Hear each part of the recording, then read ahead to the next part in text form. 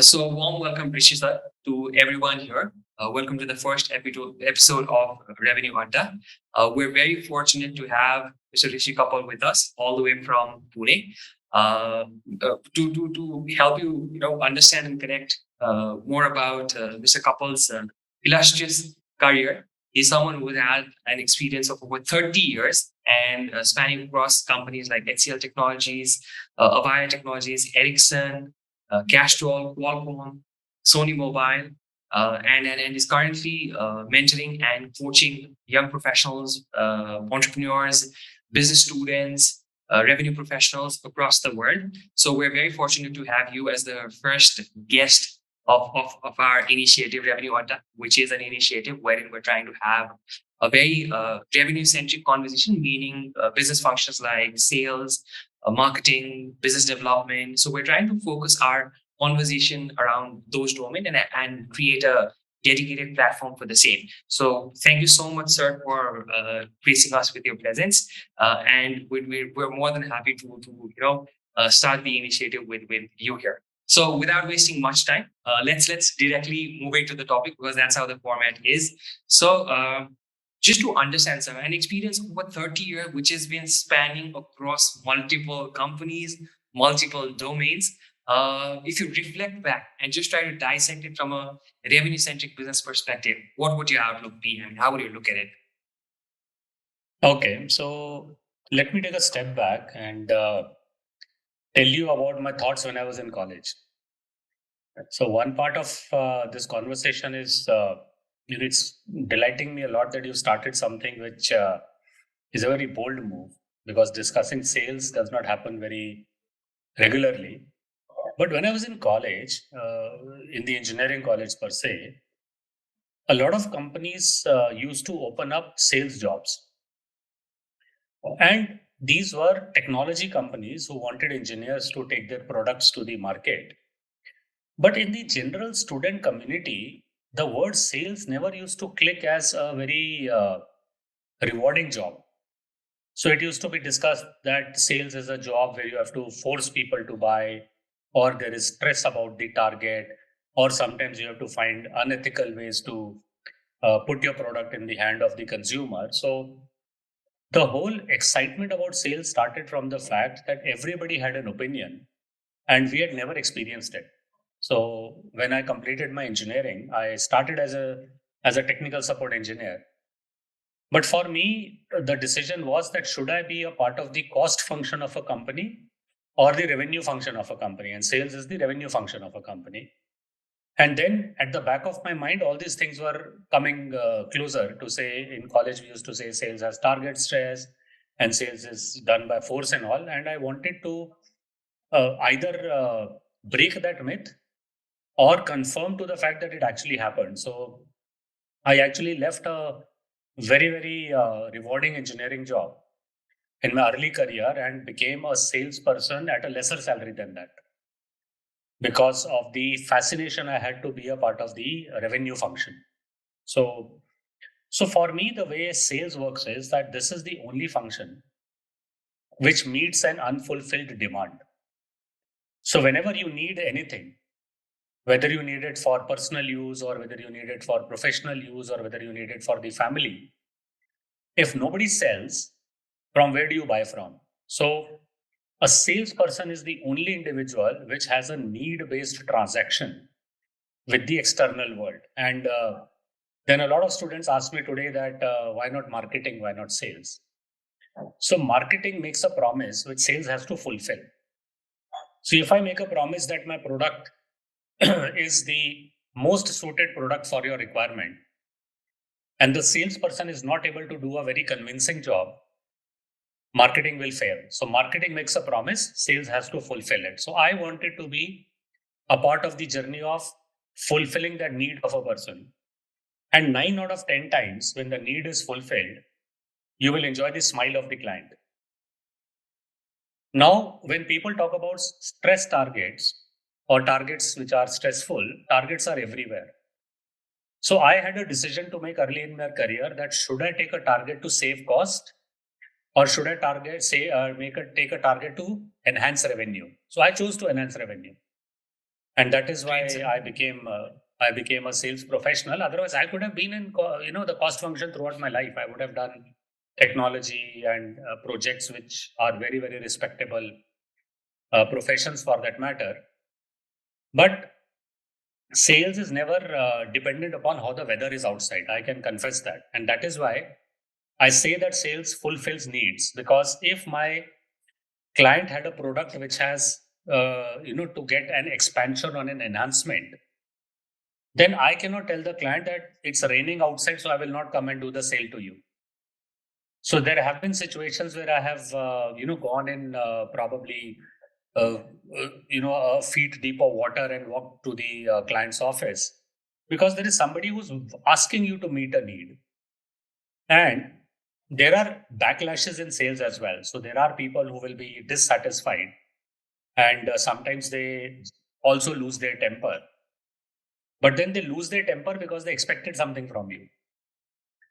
So you consider it like an investor. So if an investor puts the money in mutual funds, and if the mutual funds are not performing, you cannot shout at the mutual fund. But if I'm a startup entrepreneur and I've sold my vision to you as an investor, and you have invested money in me, and now if I'm not performing, you can shout at me because it is for my own good that I should improve with that shout. Right. So the gratification to fulfill an unmet need, to experience what others say that sales is stressful and sales is forceful and sales has targets, and eventually realizing that the people who became CEOs somewhere in their careers have generated revenues, to understand how a company works. So that has been more my journey. So right from Avaya to Castrol to Ericsson to Qualcomm to Sony, sales has always been integral, and I can vouch my transitions have happened only because I was selling. And even as a faculty in a university today, we sell a vision, right? So when a fresher comes to the college, we're still True. selling a vision and we're trying to fulfill that. So I just want to ensure that people don't have myths around this profession, and that is why I believe Revenue Adda will be the right platform to let people know about it. You get into a job, whether it is digital marketing or standing in an air conditioning environment and convincing someone, sales will never leave you. You just try to give it a different name. While when somebody says, "Will you want to be a salesperson?" people think that it comes with its own stresses, but it's as enjoyable as any other profession. But it brings revenue. So actually, you are the most secure in the organization because when you're bringing revenue in cost cutting, revenue heads are not cut. Absolutely. So Like, I mean, yes, sir. So, yeah, like you've just perfectly set the tone for us as well. The agenda itself was to discuss with your experience to clear out the air, basically the air around a lot of negativity around sales. Probably, in terms of India and other parts of the world, probably things are a bit advanced compared to where we at Nepal are. So right now, I was talking to a particular recruiter this morning as well. So the same challenge. I mean, there are so many openings around for sales jobs or for business development jobs or even for marketing jobs. But the problem is a lot of people aren't applying. And since we're a company that's dedicatedly trying to work around this domain, so we could sense that a lot of negativity in the same way, negativity around the stress that's there, negativity around the targets that's there. However, the beauty to it is when, as you rightly mentioned, all of us are trying to sell something or the other. I mean, regardless of the fact that how you mentioned, like at a university, we're selling a vision, regardless of the fact wherever the individual, he or she or they may be, they're selling a particular vision. So how can it be that a function that's so important, that's so crucial in terms of business, in terms of lifestyle, yet has so much of negativity around it? So I mean, it'll be great if you could just share your perspective on how to navigate through this negativity as well. so I think when you ask people about sales, you should also ask them about sales in the beginning of the day, because at that point of time, they're not stressed about it. So if you ask a salesperson at the end of the day, how do you feel about it?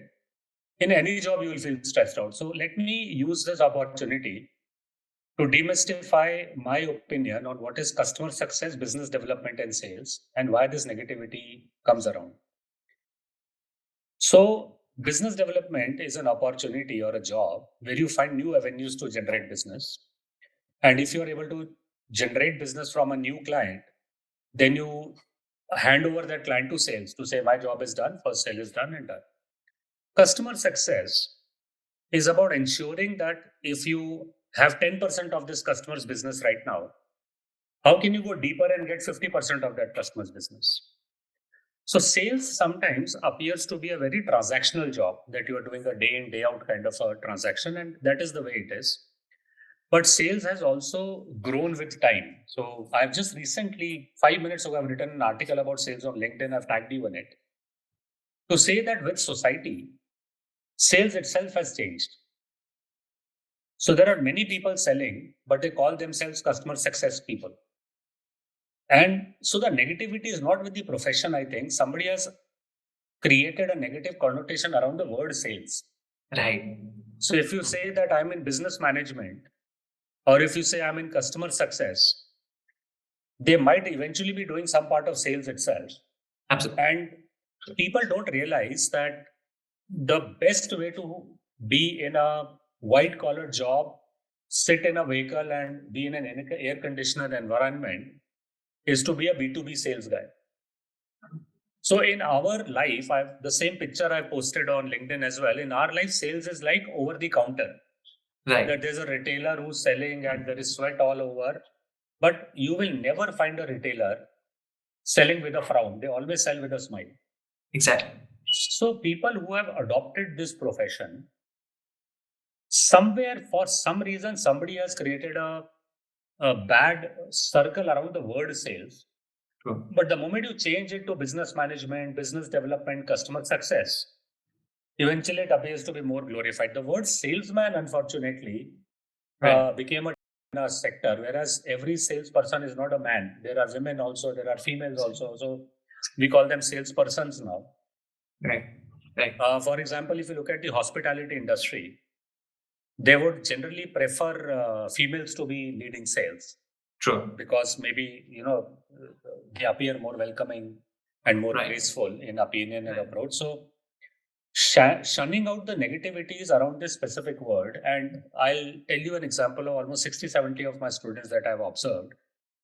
They started in a role in the organization and ultimately landed into a sales job in the same organization. So suppose you start with something called as back-end sales, where you're sitting in the office and trying to generate leads.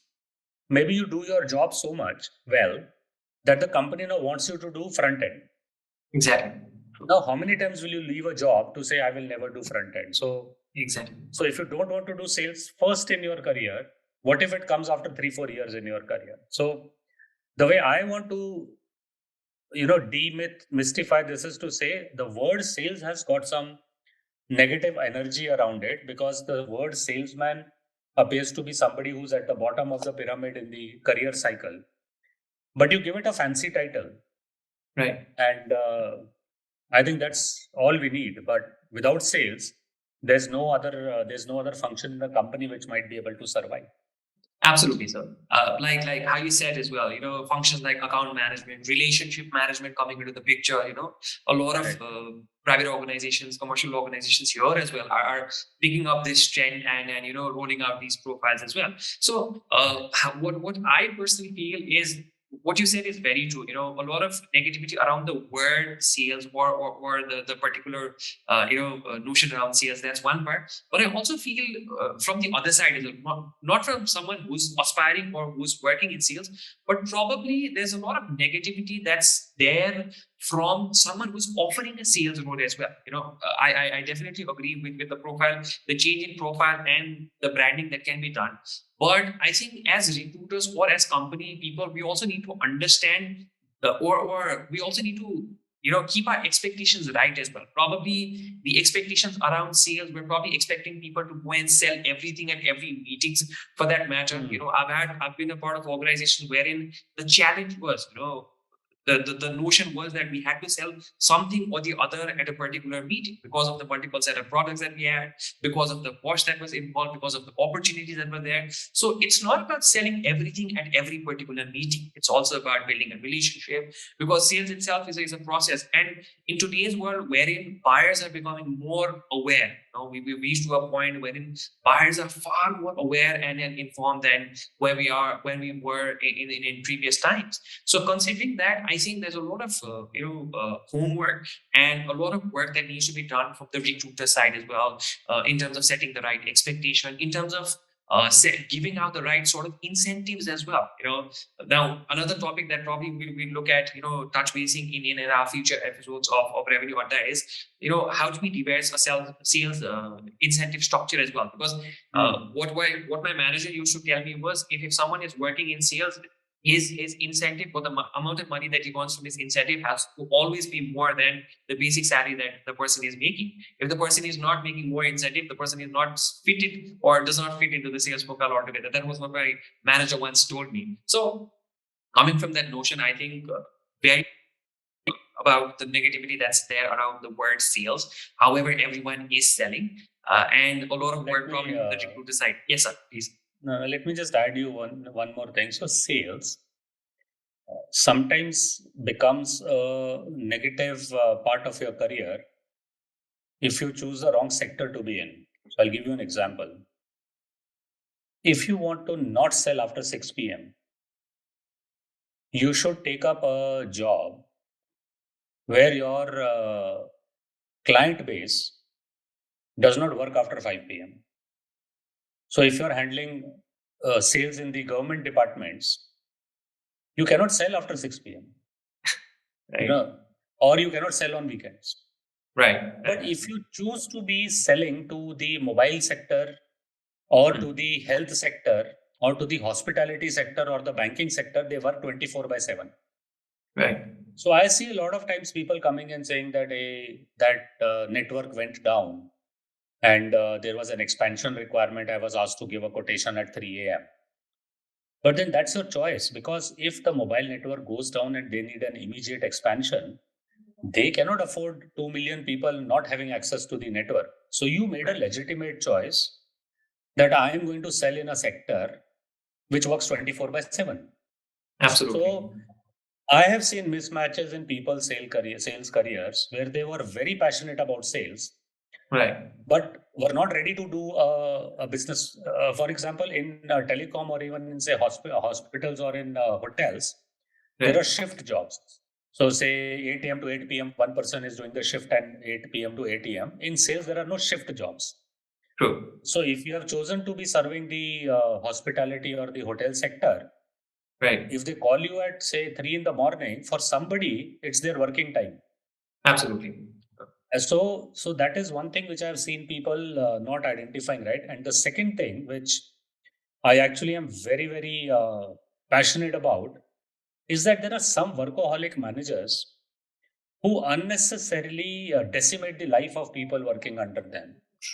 True. So a lot of people who come back with bad experience in sales do not come because of the clients being bad or the sector being bad, but the Right. managers are paranoid.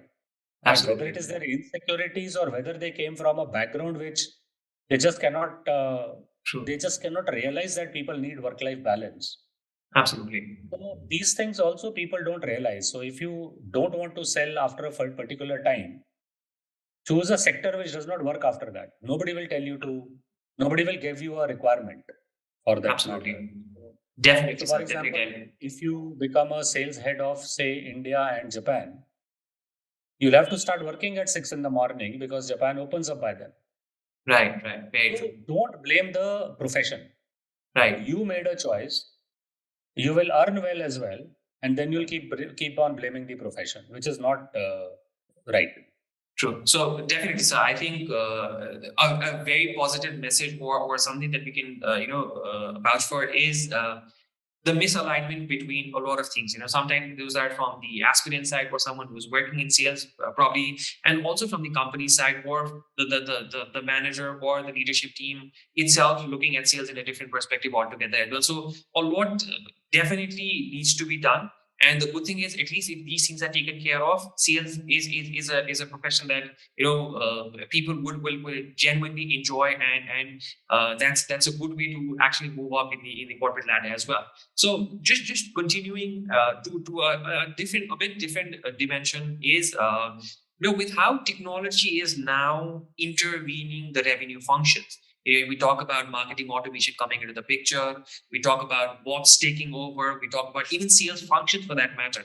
Certain bit of functions are now being taken over, or customer success, customer service functions are now being taken over by technology, and the speed with which technology like AI and everything coming into the picture, and replacing these jobs, wherein the complaint is not there. Technology probably demands an investment of a certain amount of money at one given point of time, consistency in that as well, and then the work gets done in a very consistent manner. So, do you think that technology coming in is a challenge to these revenue functions, or someone who's trying to work in the revenue function?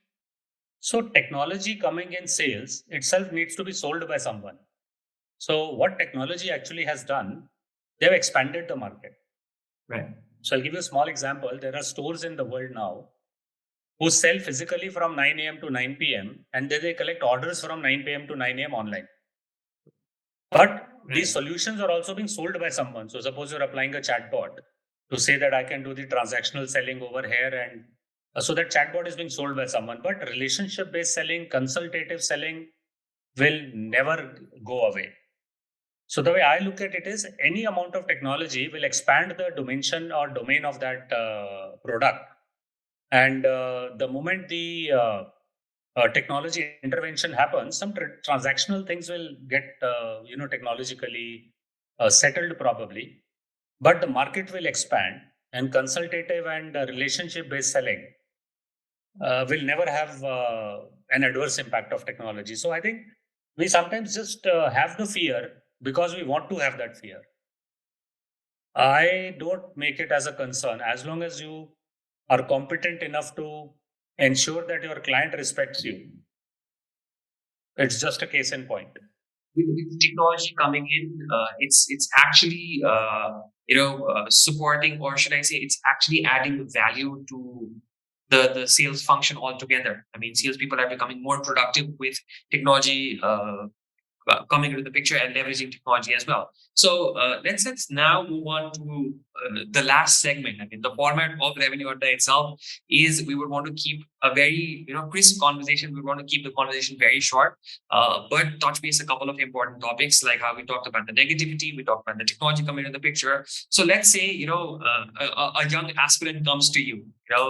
Again, just to probably summarize our entire discussion, a young aspirant comes to you and asks you for suggestion about how do I start my sales career, or how to get started in the sales role. What would your words of wisdom be to that person? Okay. So if you made up your mind to be in sales, that's the beginning. So I have seen people, as I mentioned, so if somebody is not coming with a mindset to attempt a career in sales, they always have a resistance to being pushed in that direction. So one is that you should consider sales like any other career, whether it is operation, marketing, strategy, finance, whatever it is. So that's one. Right. The second is people who want to be in a career in sales as a student should all observe others selling. So it is like going into a mall, standing in front of a shop and just observing what's happening between two people. Get inside a bank and see how a bank in Nepal is trying to convince a savings bank account holder to also have a credit card. So the aspect of observing somebody to sell basically makes you believe whether you want to be that person or not. The third element is that selling itself has certification courses, which very few people know. So you want to be a project manager, you will do project management certification. You want to be a digital marketer, you will do a Google certification. You want to be a finance person, you will do chartered accountancy. But there are very few people who even know that there is a certification in sales. Right. So, for example, I'm a spin certified professional. It's a certification by Youthweight International, which is a global certification in sales. So Right. that is another value that you should do. But last but not the least, you cannot be a bad communicator. Right. Managing temper is very important in sales. So you can be assertive when somebody is probably wrong. Somebody is wrong. The person, you can be assertive, but you cannot lose your temper. Absolutely. Somebody else is going to give you money for that product or service. So for that, I believe every student should really structurally undergo a program in leadership and communications. Right. There's a myth around communications. Communications or communication is not equal to spoken English. So in today's world, when people believe we speak English very well, it's a self assumption that we can communicate. Right. But in communication, you have to learn about listening, reading, writing, speaking, presenting, and conducting. And leadership is the ability to create followers. So you will be a leader if somebody chooses to follow you. Otherwise, sitting in your room, you can just keep on calling yourself as a leader. So Absolutely. net, as a student, the moment you get into college, spend an hour a month to understand and study what is happening in any sales transaction. Go out and watch a say car sales happening. Right. Go out and watch a bank sales happening. The second element is start finding sales certifications. And the Good. third part is make your lifelong journey to be a very, very effective communicator Right. and ensure that you never lose your temper. So you can lose your temper after office work, but you do not scream and shout at a client and contest. And Right. in some part of your life, sales will come, and it's Definitely. better than prepared. Absolutely, sir. I mean, thank you so much. Thank you so much, sir, for putting it so simply to all the young aspirants who want to work with sales.